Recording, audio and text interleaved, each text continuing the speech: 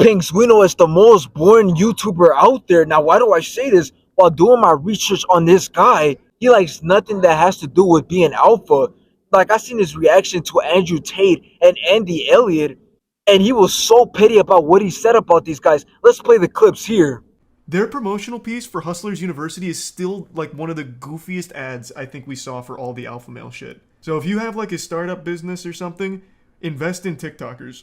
I'm a boss who fires anyone without six-pack abs. I have high standards. Does he also fire anyone that has hair because it makes him feel inferior? Now, based off what I've seen from his content, he has no beliefs. All he has is critiques. Like, that's all he has. He has no beliefs. I never heard him say, I believe in God, or I believe this isn't right. All I heard him say is critiquing things. That's all he does. It's either that or he gets clips off his streams. Now, if you think his videos are boring, because while doing research on this guy, I had to literally watch his videos on 1.5 or 1.75 speed, because this guy is so boring. It takes him about 30 seconds to get to the topic of his YouTube video. Before he gets into any news, he comes up with some weak ass jokes that only boomers would get, or geeks, or the losers that watch his YouTube videos. I don't know. And I know a lot of guys are going to say, how can you critique him? He has 13 million subscribers. You only have, what, 1,300? Let me tell you this. There's more losers out there than there are winners like me, okay? And if you think this guy's a winner, just look at this guy's hair. I mean, we'll play the picture of him taking a selfie a couple years ago. Again, this guy's just a loser. Like, if he didn't have 13 million subscribers, this guy wouldn't have an ego. He wouldn't be able to go out into society and be a normal human. How do I know this?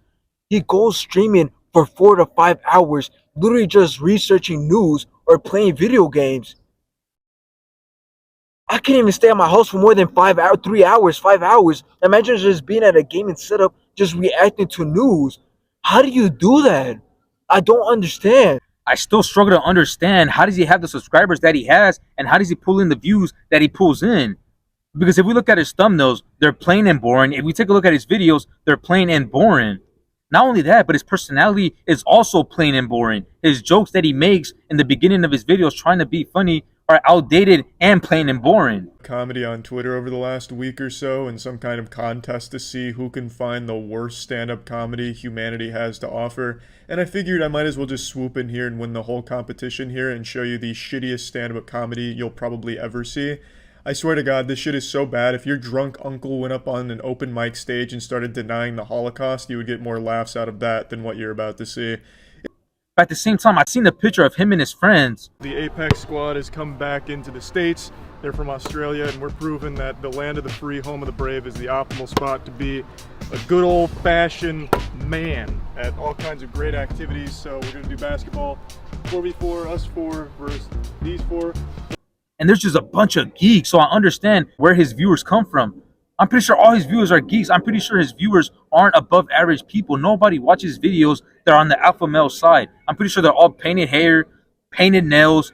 The same person he is the same people that watch his videos. Long hair, don't take care of themselves, are very lazy when it comes to doing actual work. Because again, it doesn't look like he puts any effort into his videos. I don't even think he has an editor. And if he doesn't have an editor, I'm pretty sure he doesn't spend not more than 30 minutes editing his videos. Because if you look at his videos, they're just plain and boring. They just putting a clip into the video, editing here, editing here. It isn't nothing great. It's just him sitting at his desk. That's easy work. And at the same time, I don't think somebody like Penguinzo deserves to pull in the views that he pulls in.